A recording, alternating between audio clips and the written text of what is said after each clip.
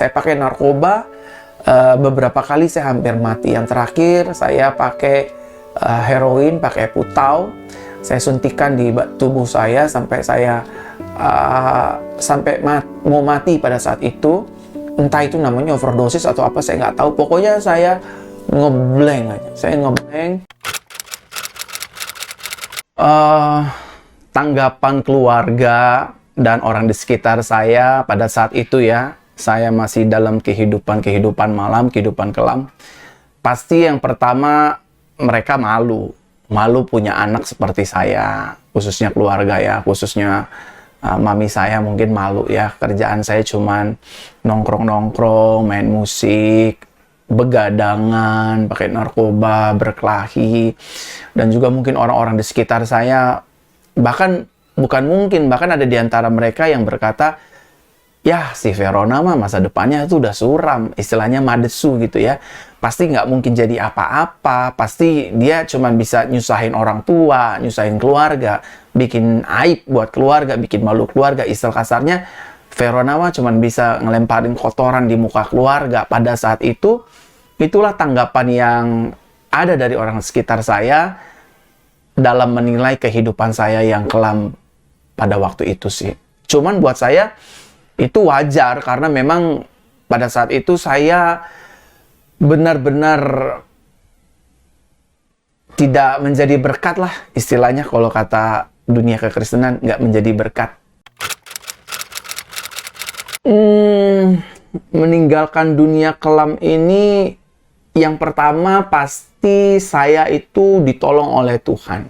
Ditolong oleh Tuhan Yesus Kristus. Ditolong oleh kasih karunia-Nya, ditolong oleh karena Roh Kudus. Karena seingat saya lepas dari narkoba, saya lepas dari dunia malam itu karena jamahan Tuhan dalam hidup saya.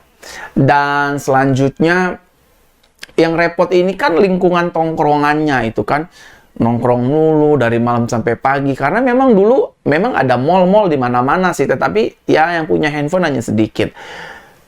Kegiatan aktivitas anak remaja atau pemuda pada saat itu ya cuma nongkrong, minum, genjreng-genjreng gitar, dan lain sebagainya. Nah, saya memang tidak memusuhi teman-teman saya atau memisahkan pergaulan saya bersama dengan teman-teman yang lain, tetapi saya coba belajar untuk tidak terlalu dalam lagi dalam tongkrongan, dalam pergaulan, dan juga khususnya kalau misalkan sama wanita-wanita lain ya, nomor handphonenya saya hapus, saya blok, saya ganti nomor demi keamanan diri saya pribadi. Nah, waktu itu memang saya beberapa kali sempat hampir mati ya. Yang pertama itu saya sempat hampir mati karena ya tentu narkoba ya. Saya pakai narkoba, entah itu saya namanya overdosis atau tidak. Tapi saya mendapatkan anugerah, mendapat kesempatan, bukan kedua sih, saya rasa ini kesempatan dari Tuhan untuk saya boleh dipulihkan dan hidup kembali. Yang kedua, saya sempat mau hampir mati karena kenakalan perkelahian. Saya pernah dipukuli, digebuki sama orang satu kampung, sempat mau dibakar pakai bensin karena saya ini hobi tawuran, mukulin orang karena mungkin saya orang Ambon ya, darahnya cepat panas, sumbunya pendek kalau kata orang. Jadi ya dalam keadaan wajah putih-putih begini kayak orang Chinese ya, kayak etnis Tionghoa, tapi saya ini karena darahnya Ambon senang berkelahi, senang pukulin orang. Jadi pada saat itu saya hampir dibakar sama warga karena saya pernah mukul preman di satu kampung. Kepala premannya saya pukul sampai saya diteriakin maling, saya ditangkap, saya digebugin sampai saya mau dibakar. Nah, itu hampir mati yang kedua, hampir mati yang ketiga karena saya pengen ditembak sama polisi gara-gara tawuran. Saya pengen ditembak sampai masuk ke gorong-gorong. Dan saya pernah juga diinjek-injek sama aparat waktu itu karena tawuran. Ya pada zaman itu ya, sekitar tahun 90-an ya, 2000 ke bawah. Karena memang saya nakal sekali pada saat itu. Jadi hampir beberapa kali saya mati, tapi Tuhan Yesus itu baik memberikan saya bukan hanya kesempatan kedua, tapi banyak kesempatan di keseharian hidup saya. Kalau lihat hidup saya yang lama mah, kalau sekarang nih, kalau saya ada filmnya, suruh lihat Verona yang dulu mah, aduh, malu banget, sumpah. Saya juga sendiri pada akhirnya menyadari, oh kenapa pada akhirnya keluarga-keluarga orang di sekitar saya tuh berkata, wah Verona mah nggak ada masa depannya, Verona pasti bikin malu keluarga, bikin aib bagi keluarga, lemparin kotoran di muka keluarga. Itu benar, karena ketika saya sadar-sadari kehidupan saya yang lampau ya, bayangin saya rusak dari kecil, dari umur belasan tahun sampai sekitar 20-an lah kalau kira-kira tuh ya, udah mentok di situ. Dan jujur malu banget, muka ini ya memang nggak bisa ditaruh di mana-mana, tapi satu malu, dua kayaknya menghabiskan waktu, wasting time, sia-sia yang tidak ada juntrungannya, ketiga bersyukur gimana? Orang yang tidak punya pengharapan menjadi punya pengharapan, saya yang dari gelap dipindahin Tuhan ke terang ajaib, dan saya yang tadinya madesu menjadi masa depan yang cerah. Jadi kalau lihat masa lalu saya yang dulu, itu benar-benar saya bersyukur Tuhan itu baik, Yesus itu baik, mengubah hidup saya.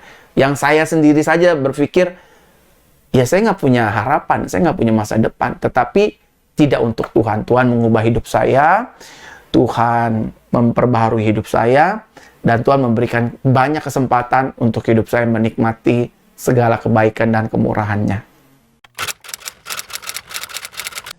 Respon dari keluarga yang pertama ketika mereka tahu saya bertobat ya, ya tentulah mereka semua senang, mami saya senang, kakak saya senang, adik-adik saya senang. Karena anaknya atau abangnya atau adiknya udah nggak rese lagi, udah nggak ugal-ugalan lagi, udah nggak bikin malu lagi.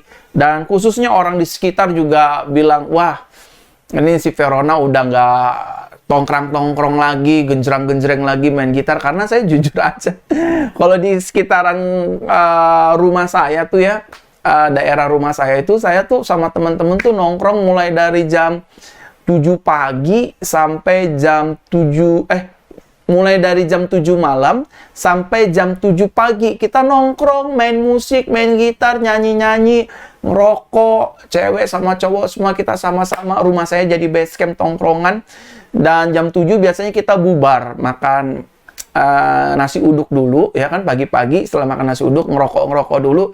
Jam 8:30 kita bubar, kita tidur siang. Jam 2 itu biasanya kita udah ngumpul lagi, main kartu sampai sore. Terus malam kita nongkrong lagi. Begitu terus bertahun-tahun. Akhirnya keluarga-keluarga dan orang di sekitar bete lah sama saya ini. Dan ketika mereka tahu saya sudah berubah, istilah katanya, kalau kata orang Kristen, puji Tuhan, orang ini udah nggak ada lagi. Puji Tuhan, haleluya. Orang ini udah nggak jadi biang kerok lagi. Karena tiap malam saya berisik, nyanyi-nyanyi, orang tidur, saya gunjreng-ganjreng pakai gitar. Tapi saya bersyukur, saya diubahkan Tuhan, dan respon dari keluarga itu, mereka senang, saya udah nggak jadi orang yang berisik di pagi dini hari.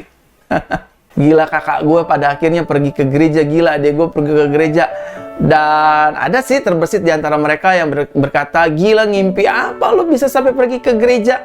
Ada setan mana yang nyambet hidup lo? Ngerti nggak ngerti pendeta ngomong apa? Pokoknya saya dengerin aja, pokoknya saya ibadah aja, pokoknya saya pergi aja. Yang penting saya pergi ke gereja, yang penting saya mendekatkan diri kepada Tuhan.